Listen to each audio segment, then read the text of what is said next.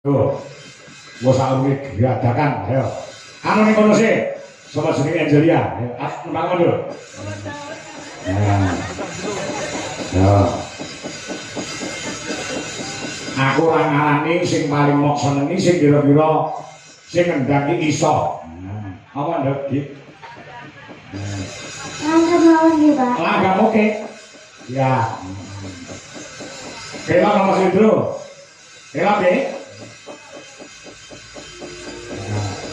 Memintaku no. Nah. Jangan kawan ngomong bintang. Ini ya kena. Apa dulu? Lagi. Ayo, diseke. Slendro mawon, Pak. Wah, slendro ya. Napa? Slendro napa? Langgame napa?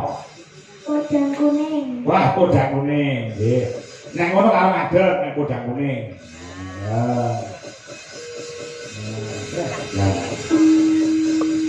Banggane dadi wong tuane ya terus nek duwe anak-anak sing duwe talenta, sing duwe kebisan. Heeh. Aku ki dadi wong tuwa, wah, lek hubungah ora karo-karuan. Anakku karo anake Ibu Dwi kuwi sing barep kuwi wis mayang utawa wis dalan ketang awan. Iya. Adike wedok si Tata kae wis lomba maca pat menang, lomba nari yo menang. Burung sing adika. Lah iya. Apa sih ceblok ratus saka wite terus? Lah iya, ya. Ya, di bawahnya mboten nduk cayu. Langsung langgam mawon. Oh, langsung. Oh, nggih. Nah. Ya.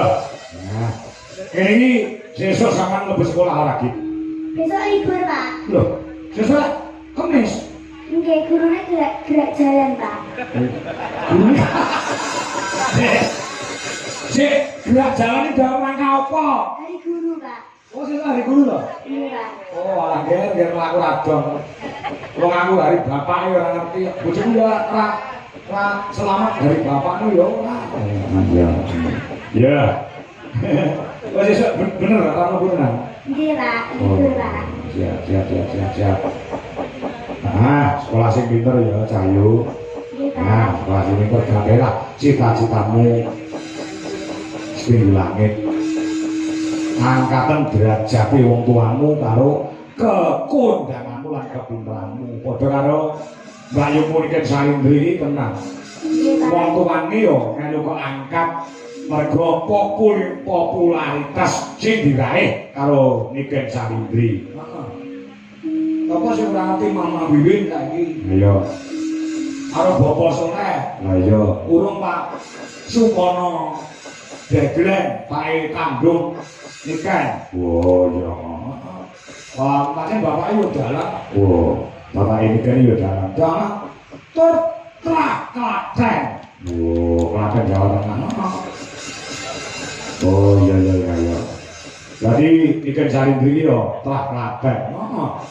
Mula Klaten yo akeh sing kondang. Oh iya. Dalan Mbah Narto Sabdo, ayo saka Klaten, saka Wedi ora kleru. Almarhum Ki Anom Surata ya saka Juwiring Klaten. Oh, ngono. Almarhum Ki Warsina Sreng kuwi yo Klaten. Oh, iya. Duwi Boim. Lah iya. Yo, kaya apa, Nduk? Buka celana ya, Nduk. Nah, ya. Podang kuning iki biasane Mas Tarno Tania Jaya sing nyuwun. Yuk.